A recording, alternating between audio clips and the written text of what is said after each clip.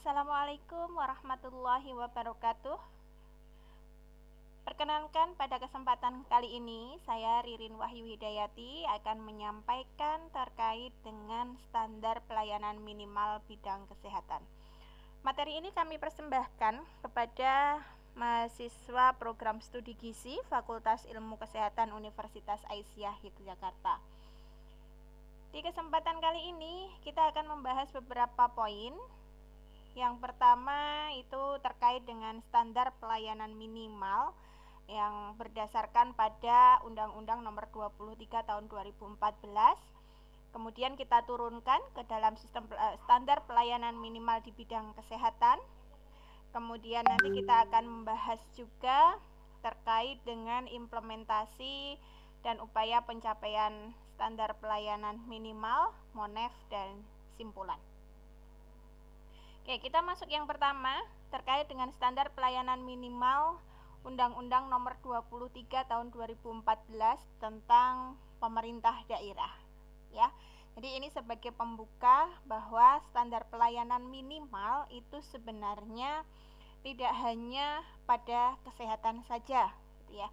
Hanya ketika kita berdasarkan Undang-Undang Nomor 23, standar pelayanan minimal itu bisa berasal dari tingkat pendidikan atau bidang pendidikan, bisa saja berasal dari bidang kesehatan, bisa pekerjaan umum dan penataan ruang, bahkan sampai bidang sosial. Jadi seluruh urusan yang ada di pemerintahan gitu ya, itu semuanya punya pelayanan dasar ya, punya standar pelayanannya.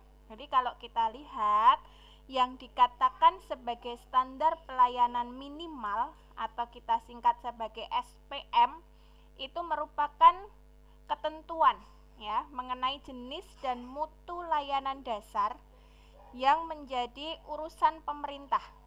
Nah, di mana pemerintah ini berhak memperoleh pemerintah itu memberikan layanan itu kepada masyarakatnya, di mana mereka berhak untuk diperoleh oleh warga masyarakatnya ya secara minimal, dan itu juga sudah diatur di dalam peraturan pemerintah.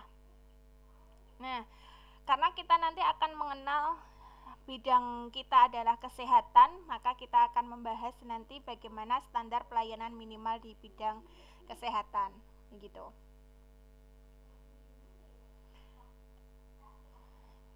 Ini bagaimana standar pelayanan minimal itu.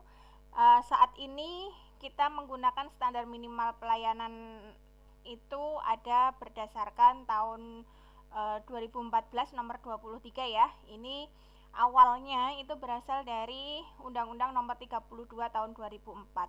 Dan di sini sudah direvisi. Apa yang direvisi saat itu? Dulu pada tahun 2004 berdasarkan undang-undang tersebut bahwa standar pelayanan minimal itu merupakan standar pelayanan yang memenuhi persyaratan minimal kelayakan. Ya, dulu kelayakan yang dilihat, minimal kelayakan. Namun untuk 2014 kita sudah beralih ya lebih rinci gitu ya, bahwa standar pelayanan minimal di sini mengenai jenis dan mutu pelayanan dasar.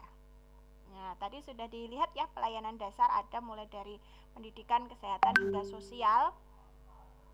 Kemudian yang kedua, di sini ada 15 urusan yang dicakup dari standar pelayanan minimal di tahun 2004. Namun pada saat ini 2014 gitu ya, itu ada 6 urusan ya, dimana di situ menjadi tugas dari pemerintahan gitu ya, yang wajib disampaikan atau yang wajib diberikan layanan tersebut sebagai bentuk pelayanan dasar. Dan perbedaannya lagi yang terakhir, bahwa untuk standar pelayanan minimal pada tahun 2014 ini ditetapkannya di dalam peraturan pemerintah, sedangkan yang dulu itu merupakan sebagai peraturan menteri. Ya, sudah berubah ya, sekarang sudah masuk ke peraturan pemerintah. Nah, Yang mau dibahas bagaimana sih prinsip standar pelayanan minimal itu? Ada 5 prinsip. Yang pertama, bahwa standar pelayanan minimal merupakan kebutuhan dasar bagi setiap individu secara universal. Jadi standar pelayanan minimal ini bukan lagi umum, tapi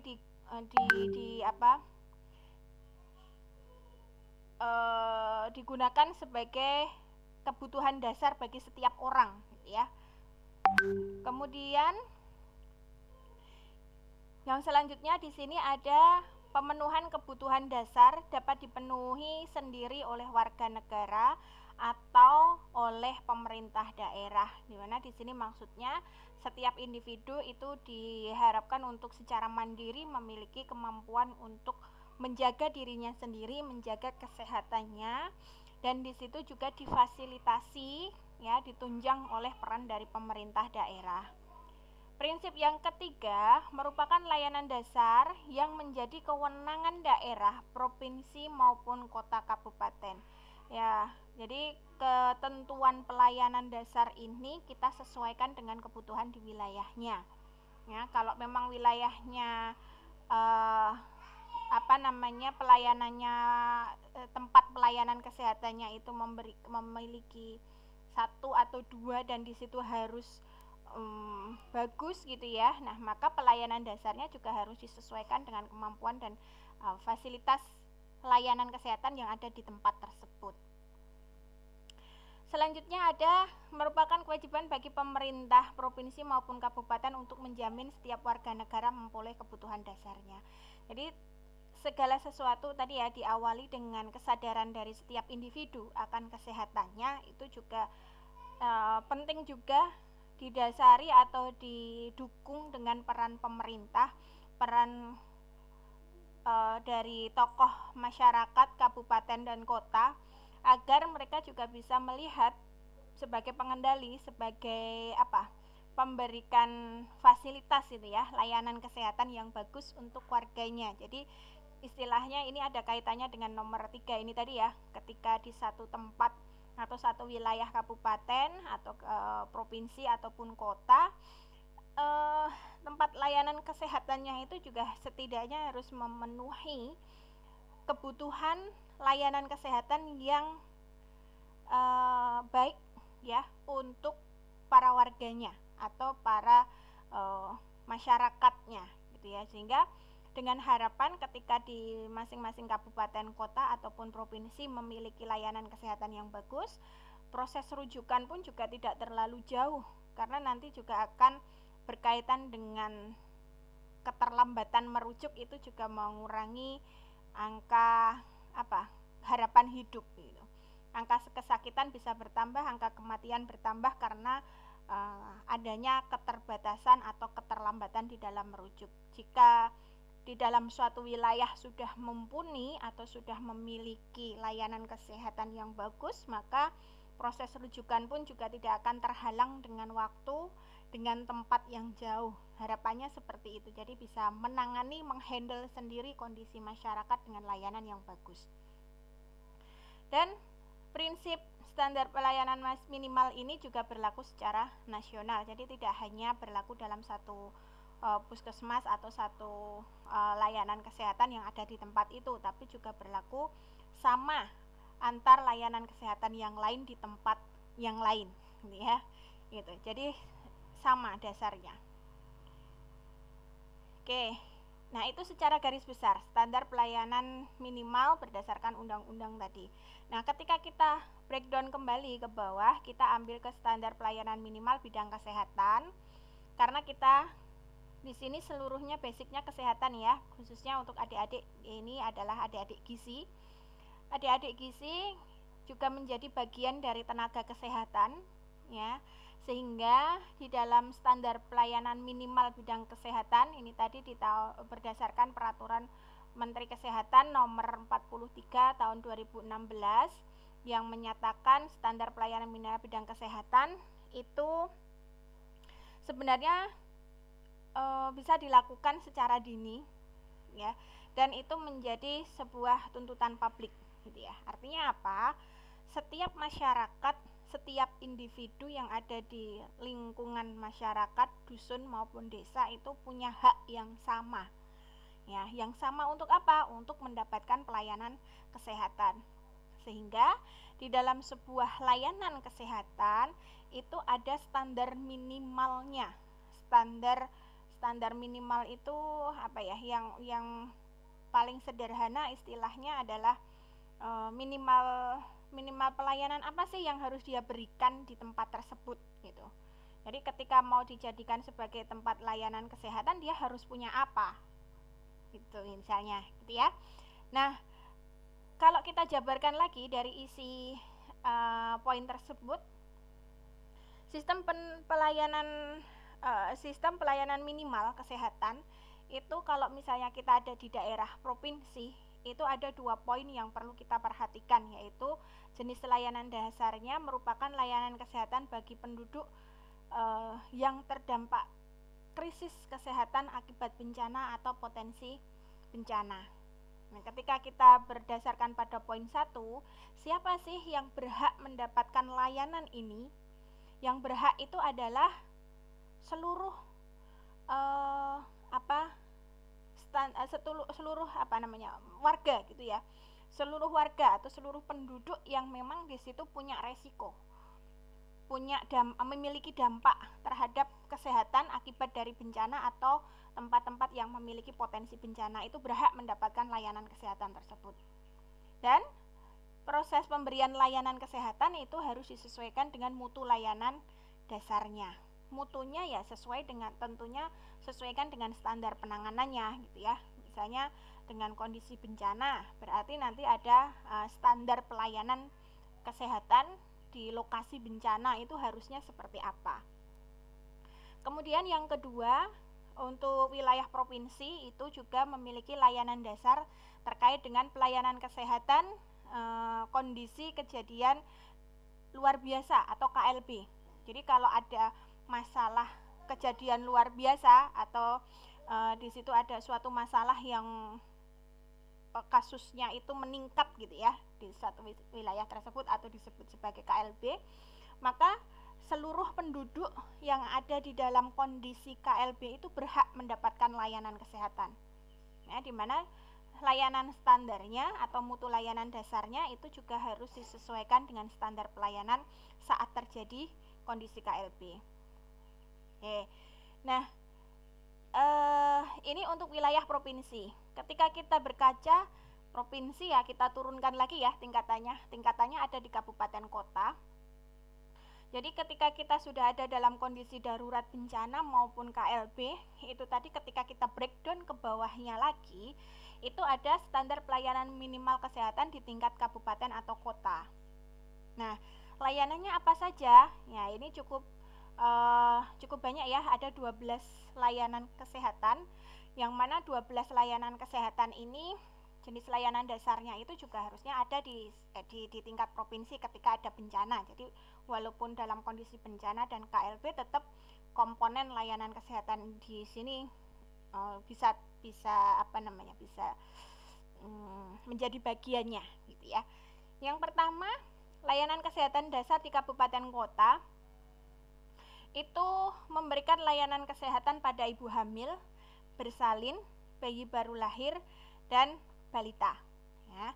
Jadi kalau layanan kesehatan ibu hamil, kesehatan ibu bersalin, bayi balita ini bisa diberikan layanan pada tempat-tempat pelayanan kesehatan dasar, misalnya kayak di wilayah puskesmas gitu ya, itu ada, atau mungkin bisa melalui layanan kesehatan bidan praktek mandiri atau mungkin dari klinik gitu ya, itu sebagai tempat layanan kesehatannya. Nah, layanan dasar yang bisa diberikan adalah ini salah satunya.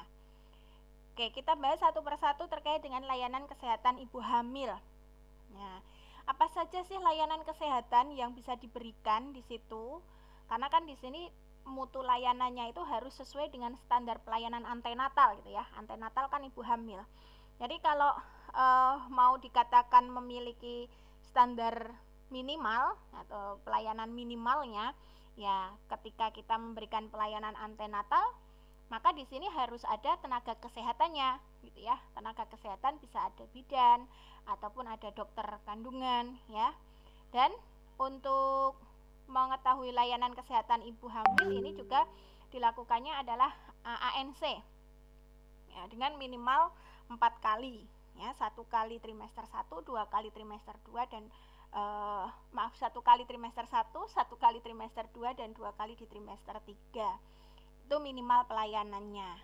Ketika kita masuk ke dalam pelayanan ibu bersalin, ya kita sudah mulai punya standar pelayanan persalinan, bahwa pada kalau zaman dulu ya, pelayanan persalinan itu kan boleh didampingi oleh dukun, gitu ya, masih ada yang didampingi oleh dukun, gitu ya. Dan zaman dulunya lagi itu bisa saja persalinan itu ditolong oleh dukun. Tapi ketika kita berkaca semakin ke era milenial saat ini, gitu ya, untuk menurunkan angka kematian dan kesakitan, kita persalinan itu harus ditolong oleh tenaga kesehatan. Nah, yang berhak menerima layanan ya ibu-ibu yang dia sudah masa proses persalinan, gitu ya.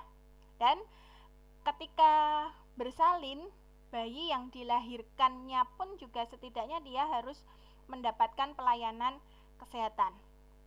Nah, misalnya nih pelayanan kesehatannya di bayi baru lahir ya, neonatus 0 sampai dengan 28 hari itu harusnya mendapatkan pelayanan kesehatan di rumah sakit misalnya atau di puskesmas, yang mana di situ ada pemeriksaan, pemantauan kesehatan, pemantauan tumbuh kembang, ya, dari dokter maupun dokter spesialis ataupun bidan yang ada di tempat tersebut. Dan mungkin juga bisa dilakukan pelayanan tersebut, pemantauan dari ahli gizi, karena untuk memberikan informasi pemenuhan kebutuhan nutrisi, gitu ya. Ketika pada ibu hamil ya kebutuhan nutrisi untuk ibu hamil, pada saat bersalin ya nanti apa saja konsumsi makanan yang harus diperhatikan untuk ibu agar memiliki tenaga pada saat dia mau mengejan melahirkan, gitu. Dan untuk bayi balita bahkan sampai ke balitanya ya, balitanya kan ini butuh pertumbuhan perkembangan ya, motorik kasar, motorik halus, kecerdasan anak, ini kan juga butuh gizi semua. Dan di situ ada juga peran ahli gizi di dalam pelayanan dasar yang harus diberikan ini. Bisa dengan memberikan nutrisi, apa yang harus dikonsumsi oleh ibu pada saat ibu itu menyusui, gitu ya. Ketika nanti dia sudah masuk balita usia 1 tahun sampai dengan 5 tahun, maka sudah ada MPASI dengan komposisi makanan, kebutuhan makanan pada anak itu harus ada hitungannya ya, harus ada pemenuhan nutrisi, karbohidratnya seberapa, proteinnya seberapa, lemaknya seberapa. Ini perlu untuk disampaikan oleh para ahli gizi, gitu ya. Yang walaupun memang prosesnya tidak berdiri sendiri, ahli gizi jalan sendiri, bidan jalan sendiri, dokter jalan sendiri, kan enggak. Tapi kita ada interprofessional education. Jadi ada saling keterkaitan di dalamnya, saling kerjasama, gitu ya. Bisa merujuk satu dengan yang lain. Misalnya hasil dari dokter menunjukkan kalau anaknya kok beratnya kurang, gitu ya. Misalnya bayi yang dilahirkan kok kurang, terus ibunya menyusui tapi misalnya ASINya ASINya belum lancar, gitu ya. Maka ibu bisa berhak mendapatkan informasi kebutuhan gizi makanan yang dapat merangsang produksi ASI. Nah, itu bisa disampaikan di dalam pemberian layanan kesehatannya nanti. Oke, kita lanjut. Tidak hanya berhenti pada balita, tapi kita juga standar pelayanan minimal kesehatan itu berlaku pada pendidikan dasar, kemudian usia produktif, usia lanjut, bahkan pelayanan kesehatan pada orang yang memiliki penyakit tidak menular. Nah, Ketika kita berkaca pada pendidikan dasar, ya, pendidikan dasar ini kan anak-anak ya, anak-anak SD gitu ya, itu kan rawan sekali ketika kita perhatikan ada masalah pertumbuhan tulang dan gigi, kebersihan telinga gitu, kemudian kebersihan mulut, karies gigi mungkin bisa terjadi di situ. Nah, itu butuh yang namanya layanan kesehatan untuk pendidikan dasar. Nah, dari sini mutu layanan ini kita sesuaikan dengan screening kesehatan pada usia dasar. Kalau adik-adik pernah mendengar, untuk screening ini biasanya ada di tingkatan mulai dari SD ya.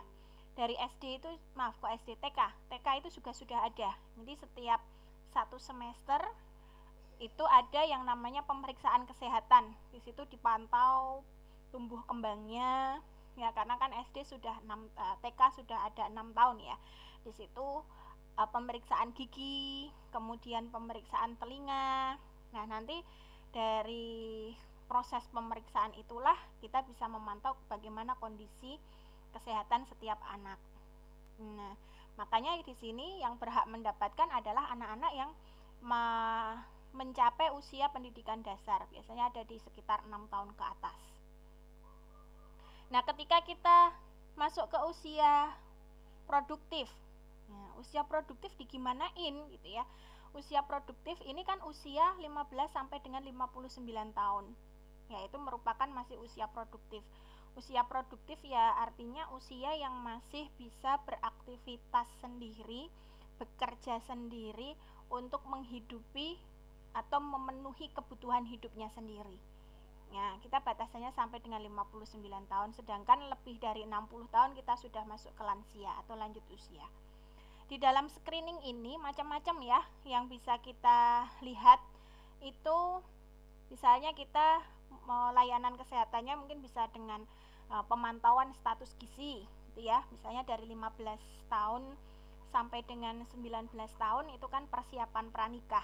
Persiapan pranikah kan kita harus, adik-adik gizi juga sudah tahu bahwa untuk persiapan pranikah yang perlu diperhatikan adalah status gizi agar kondisi nanti pada saat dia menikah dan mendapatkan keturunan itu tidak dalam kondisi stunting ataupun kurang gizi. Maka si calon ibu pada saat usia pranikah itu harusnya sudah dipantau apakah status gizinya bagus, normal gitu ya, atau status gizinya kurang, atau mungkin di situ obesitas. Sehingga ada penata laksanaan tersendiri, persiapan ketika nanti dia usia 20 tahun itu kan sudah menjadi usia boleh menikah gitu ya. Peraturan pernikahan dengan usia minimal kan 19 tahun untuk laki-laki dan perempuan. Pada saat menikah mereka sudah siap hamil, mereka sudah siap untuk melahirkan gitu. Itu bisa memutus mata rantai masalah yang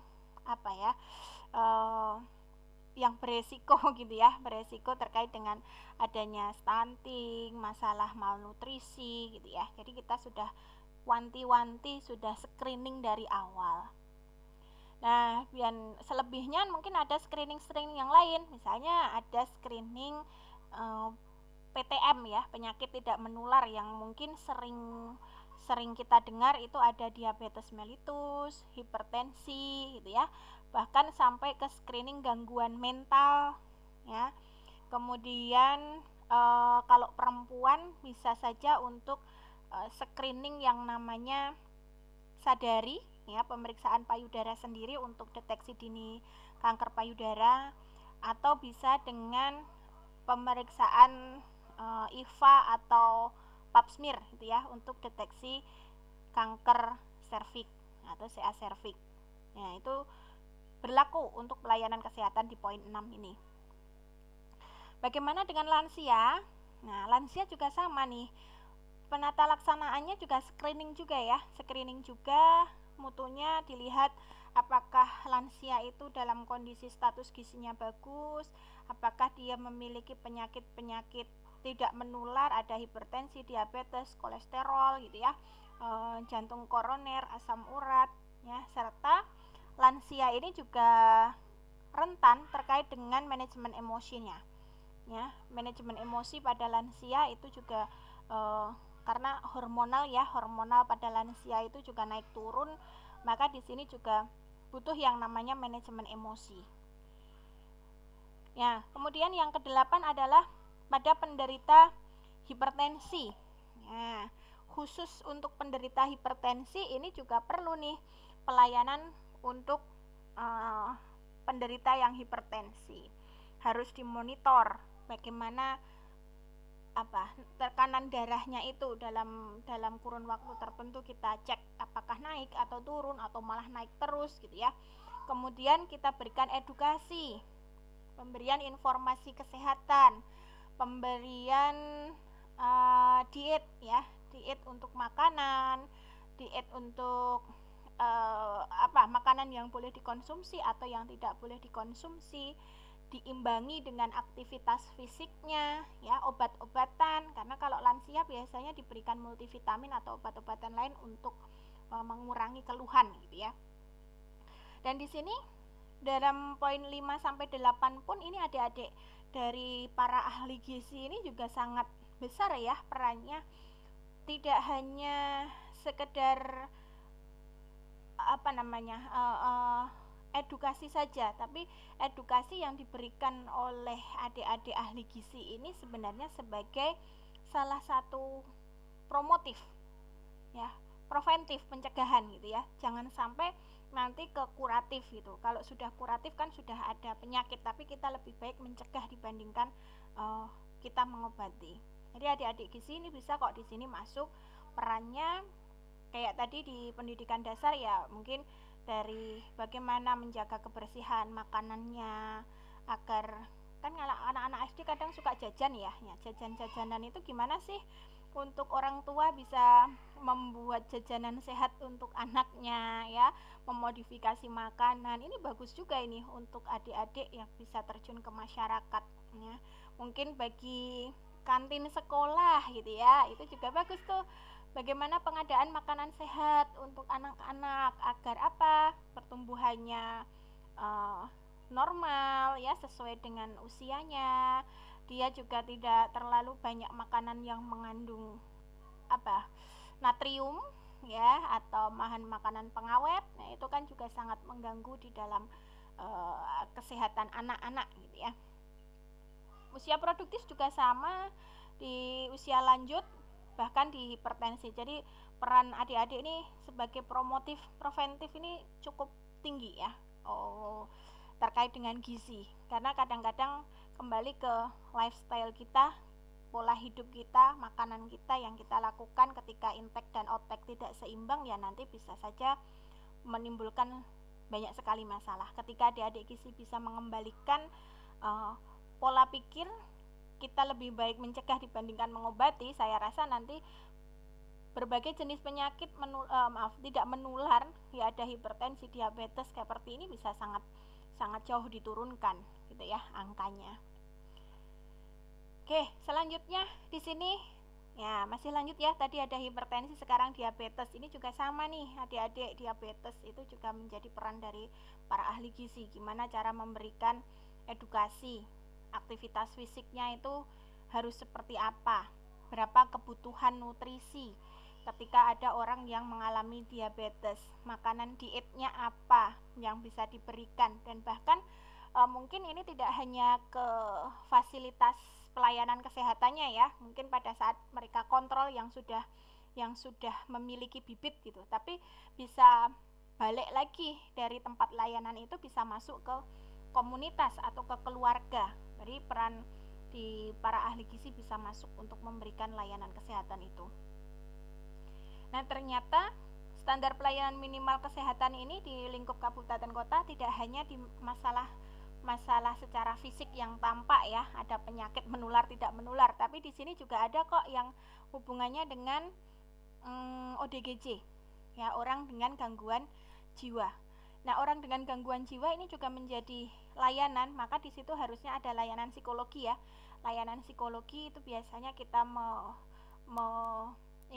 merangkul dengan bidang sosial, jadi tidak mungkin berdiri sendiri, bisa merangkul dengan bidang yang lain untuk menangani masalah-masalah ODGJ atau orang-orang yang dengan pelayanan kesehatan jiwa.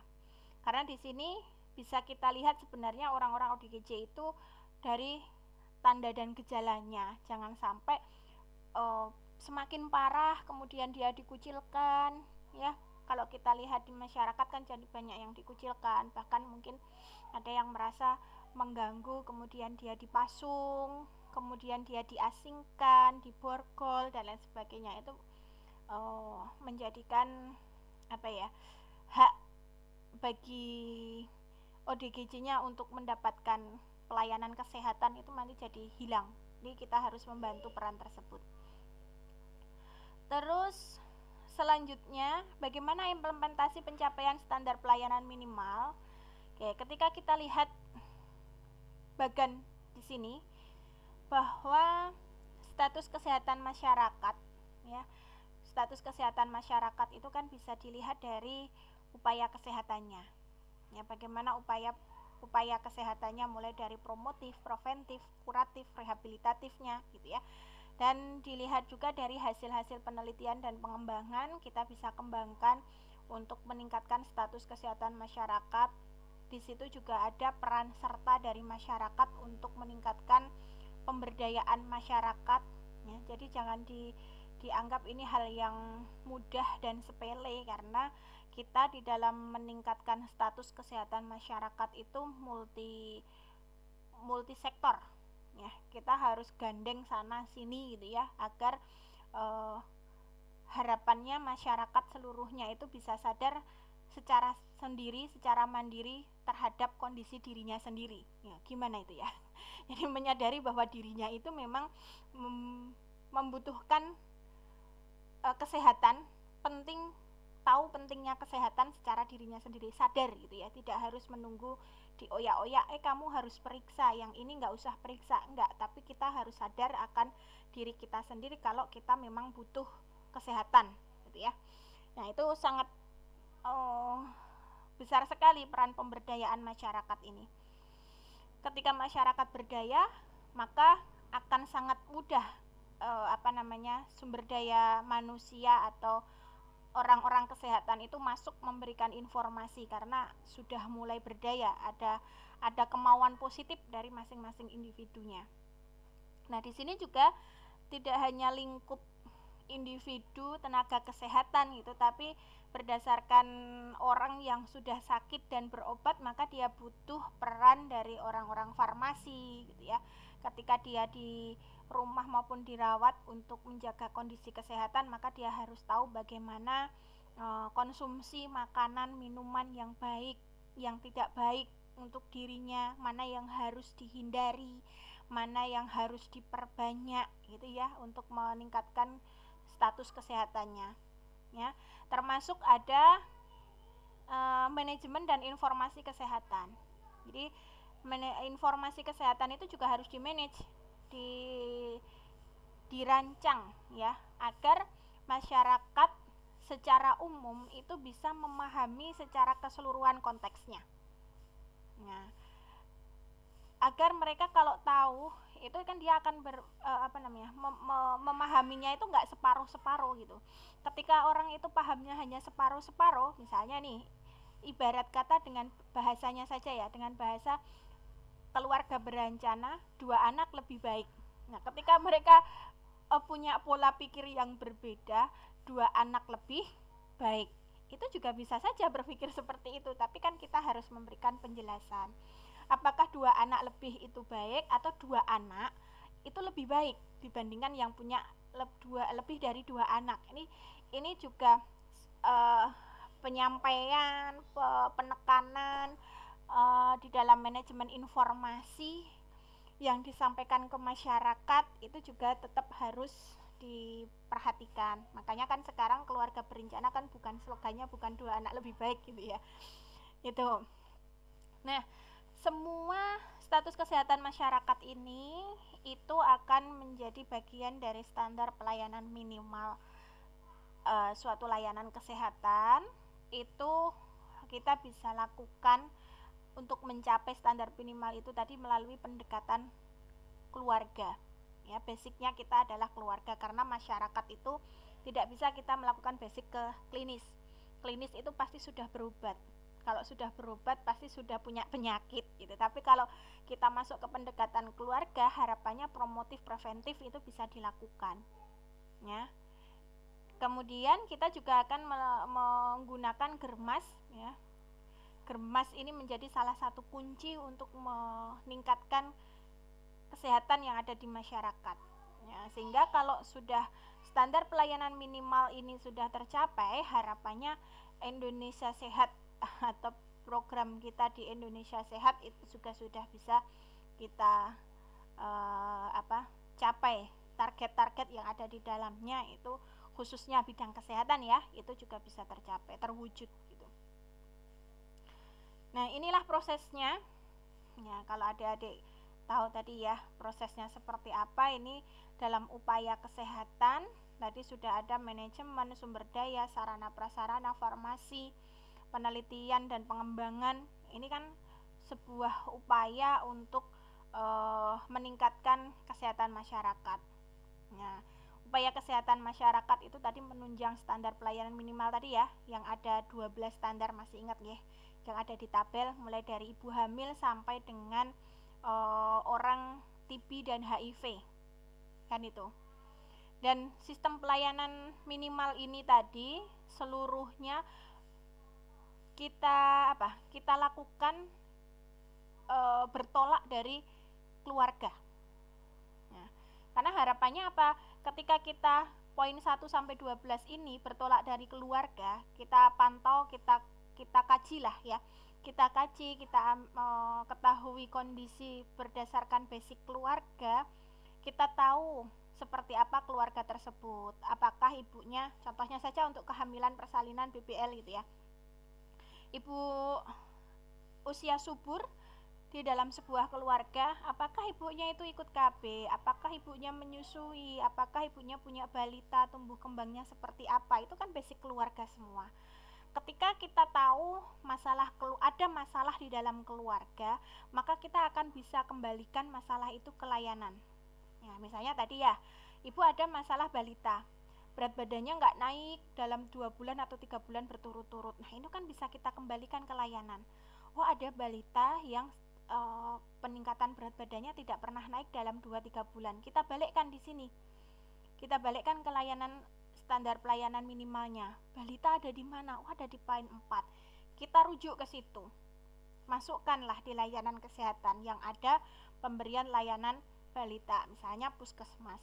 Sampaikan ke puskesmas, anaknya diperiksa di puskesmas. Dan di situ juga ada peran ahli gizi. Gimana caranya memberikan makanan yang bagus untuk anak, suplementasi susu mungkin gitu ya, yang bisa memberikan nutrisi yang cukup untuk anak tersebut agar berat badannya bisa kejar berat badannya lagi dan dia bisa memiliki berat badan sesuai dengan usianya. Seperti itu contohnya. Nah, ketika kita bisa mengkaji dari ranah kesehatan keluarga di sini, tentu kita nanti bisa memappingkan ini, memetakan gitu ya. Kira-kira masalah yang paling urgent di situ dan harus segera ditangani itu yang mana gitu. Apakah yang dari program gizi KIA, apakah dari program pengendalian penyakit menular tidak menular, atau mungkin dari perilaku dan kesehatan lingkungan, ada masalahnya di mana dan mana yang harus kita selesaikan dulu. Kita bisa nanti cari solusi bersama, kita cari program bersama, tindakan yang harus kita lakukan untuk mereka itu seperti apa. Begitu.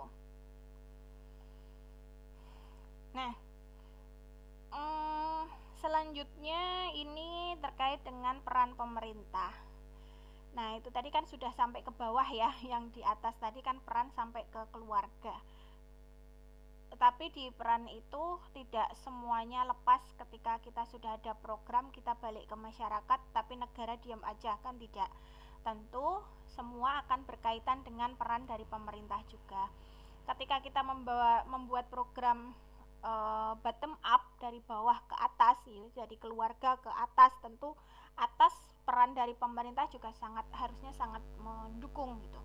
Kita contohnya gini, peran pemerintah di sini itu sistem pemerintahan di pusat dari presiden, wakil presiden, menteri gitu ya. Khususnya kalau di sini ada para menteri kesehatan dan mungkin dari beberapa menteri yang lain yang hubungannya ada kaitannya dengan bidang kesehatan.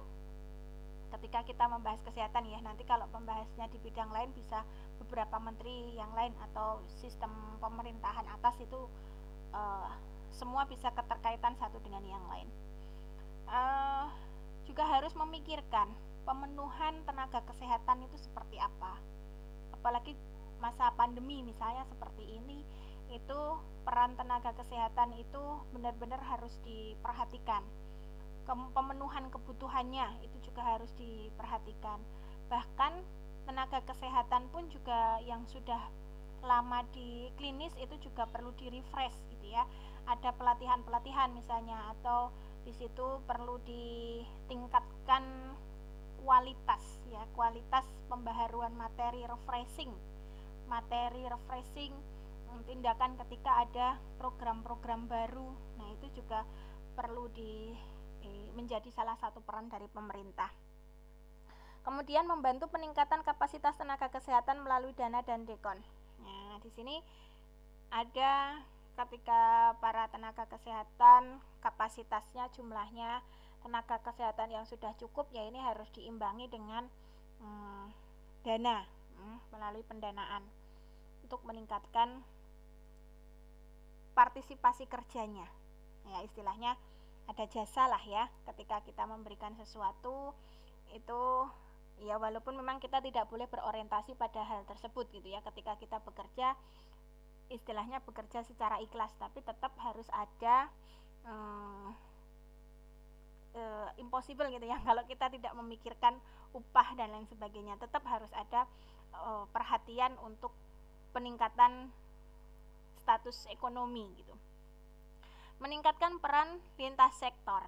Jadi ketika ada masalah di dalam pelayanan kesehatan, itu tidak hanya dipendem sendiri dalam satu bidang, tapi kolaborasi di antara beberapa bidang. Misalnya kayak tadi ya, orang dengan ODGJ, kan nggak mungkin hanya orang psikolog saja yang berperan, tapi di situ pasti butuh bidang sosial ya, mungkin butuh orang kesehatan, bidang yang lain pun juga dibutuhkan, termasuk bidang pendidikan. Di bidang pendidikan pun juga pasti butuh orang kesehatan, misalnya kayak di SD ada vaksinasi, ada imunisasi untuk anak SD, terus ada pemeriksaan tumbuh kembang anak, itu kan juga butuh kesehatan. Cek kondisi mental itu juga perlu orang psikologi dan sebagainya. Oke, lanjut peran provinsi. Untuk di provinsi itu setidaknya ada penyiapan peraturan daerah untuk melaksanakan standar pelayanan minimal di wilayahnya, lebih memenuhi anggaran yang dibutuhkan. Jadi melakukan standar pelayanan minimal itu menjadi tanggung jawab untuk pencapaian di suatu wilayah, itu menjadi tanggung jawab dari kabupaten atau kota, memenuhi kebutuhan sumber daya manusianya. Jadi kalau misalnya merasa ada kekurangan sumber daya, mungkin dari pihak kabupaten kota itu bisa memenuhi, kapasitasku di sini masih kurang nih gitu, dokternya bisa dibuka lowongan pekerjaan untuk dokter, untuk perawat, untuk ahli gizi dan lain sebagainya. Hingga terakhir itu ada melakukan monitoring dan evaluasi serta pembinaan ya untuk wilayah provinsi kabupaten. Bagaimana dengan peran kabupaten kota untuk pelayanan kepada masyarakat? Di sini dari peran kabupaten kota kayak tadi, karena kan layanan di kabupaten kota kan tadi ya dari ANC sampai dengan orang dengan HIV/AIDS itu tadi ya. Jadi di kabupaten kota itu perlu adanya menyiapkan peraturan daerah untuk melaksanakan standar pelayanan minimal, memenuhi anggaran, melaksanakan standar pelayanan menjadi tanggung jawabnya, memenuhi kebutuhan ya, menyiapkan sarana prasarana bahkan sampai ke Monef sama sebenarnya. Cuman ketika kita masuk ke peran kabupaten kota ini lebih lebih spesifik ya, seperti apa yang dibutuhkan, karena kan kita sudah mengacu pada layanan tadi yang ada 12 layanan mulai dari ANC sampai dengan HIV itu tadi, khususnya kalau kesehatan itu. Nah, apa yang dilakukan pada saat MONEF? Ya, MONEF itu monitoring dan evaluasi. Jadi MONEF ini sifatnya terintegrasi. Ya, tidak hanya MONEF dilakukan pada satu layanan kesehatan saja, hanya puskesmas tok, tidak. Tapi ketika kita melakukan MONEF puskesmas, tentu kita akan sampai MONEF ke dinas kesehatan kabupaten kotanya, dinas kesehatan provinsinya, bahkan sampai Kementerian Kesehatan. Dilakukan MONEF itu berkaitan. Ketika ada data puskesmas, datanya kok misalnya ada kematian kok tinggi sekali di wilayah kerja puskesmas tertentu, nanti hasil itu kan akan masuk ke dinas kesehatan. Jadi kalau kita berbicara MONEF itu pasti ada kaitannya dengan sistem pelaporan, sistem sistem pelayanan sistem informasi kesehatan. Jadi dari paling bawah, layanan paling bawah itu nanti laporan ke dinas kesehatan kabupaten kota, kota akan masuk ke provinsi, provinsi masuk ke Kemenkes. Nah, ini di dalam data yang muncul itu ketika ada kok angka kejadian kesakitan atau kematian di suatu wilayah tertentu kok tinggi, ini nanti akan dievaluasi di situ. Ya, dievaluasi ya, tidak hanya dinas saja yang dievaluasi, tapi penyelenggaranya juga dievaluasi, atau tempat layanan dasarnya juga akan dievaluasi. Apakah programnya yang salah, atau mungkin karena ada sumber daya manusianya yang memang tidak tercukupi, atau mungkin memang ada kesalahan prosedural, atau mungkin ada manajemen rujukannya yang kurang tepat. Nah, itu bisa kita lakukan evaluasi atau monitoring evaluasi bersama-sama. Tujuannya di sini pengembangan untuk sistem pelaporan dan data lainnya, maka di dalam proses monitoring evaluasi itu sistemnya terpadu, kemudian perencanaannya ini untuk merencanakan tindakan mendatang, ya, harus diperbaiki lagi. Jadi kalau sekarang kondisinya seperti ini, maka solusi kedepannya apa? Dan untuk monitoring evaluasi ini juga diambil berdasarkan dari hasil-hasil penelitian. Biasanya kalau adik-adik pernah melihat ada survei yang dilakukan oleh enumerator se-Indonesia, nah itu kan juga fungsinya untuk melihat penerapan sistem yang ada di masing-masing tempat layanan kesehatan, penerapan mutu dari layanan dasar yang ada di setiap tempat pelayanan kesehatan, itu bisa dilakukan di situ. Oke. Nah, apabila proses MONEF itu sudah dilakukan, ternyata standar minimal itu tidak tercapai, maka ini ada konsekuensinya, dan ini juga tertulis ya di dalam Undang-Undang Nomor 23 Tahun 2014, bahwa kepala daerah itu akan dikenai sanksi, baik sanksi administrasi berupa teguran tertulis jika memang dia ada yang tidak tercapai, kemudian teguran tertulis itu disampaikan berapa kali, 3 kali gitu ya, kalau di sini ya 2 kali, kemudian diberhentikan sementara selama 3 bulan, itu semua tertulis. Jadi ada peraturan jika standar pelayanan minimal itu tidak tercapai. Oke. Nah, dari situ, dari beberapa penjelasan tadi dapat kita ambil ya simpulannya, bahwa standar pelayanan minimal itu ditetapkan oleh pemerintah itu sebagai acuan. Acuan untuk apa? Yaitu acuan untuk menyusun rencana dan anggaran yang diselenggarakan oleh pemerintah daerah. Ini berdasarkan Undang-Undang tahun 2014. Kemudian rencana pencapaian standar pelayanan minimal itu merupakan rancangan pembangunan jangka menengah dan strategi dari daerah. Target tahunannya gitu ya, mencapai standar pelayanan minimal itu tertuang di dalam rencana kerja pemerintah daerah, kemudian rencana kerja Satuan Kerja Perangkat Daerah, kemudian juga tertuang dari KUA, kinerja, kemudian dari anggaran Satuan Kerja Perangkat Daerah juga ada. Bahkan sampai ke pemerintah sendiri itu mengakomodir gitu ya, mengakomodir pengelolaan data, pengelolaan informasi di dalam penerapan standar pelayanan minimal yang ada di dalam sistem informasi daerah atau SISDA ya.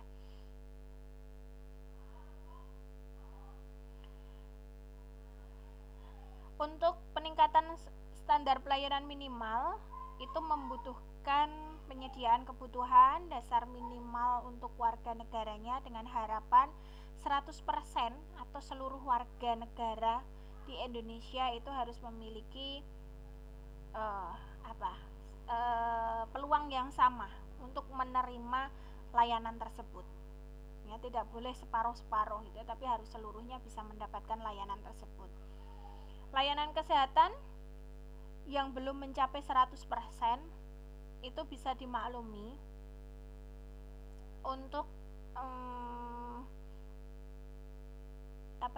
waktu ya. Jadi kalau memang ada yang belum mencapai 100% itu kita bisa lihat kembali, kita tinjau kembali seberapa lama waktu itu diberikan. Jadi kalau misalnya rencananya 5 tahun, ketika kita evaluasi di setiap 2 tahun sekali gitu ya, kok belum mencapai 100% ya nggak masalah, kan targetnya masih 5 tahun.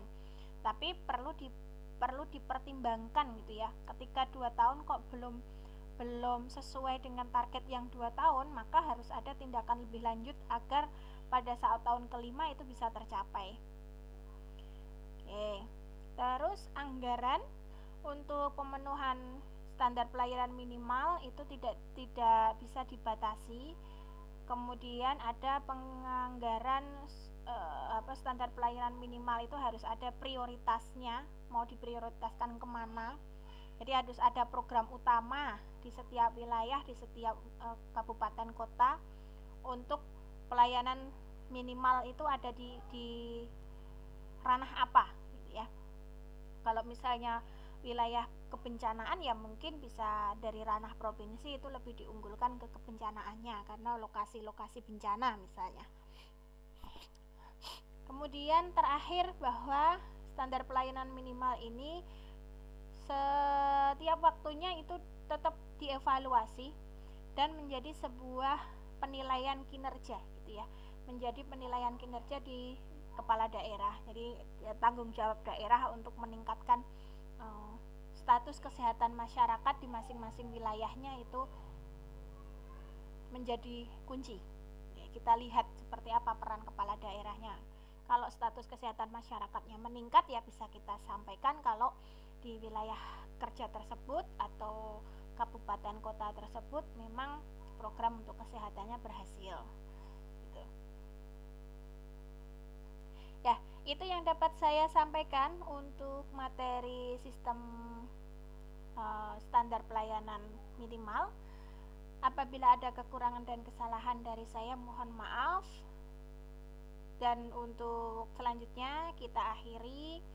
Terima kasih. Billahi fisabilil haq fastabiqul khairat.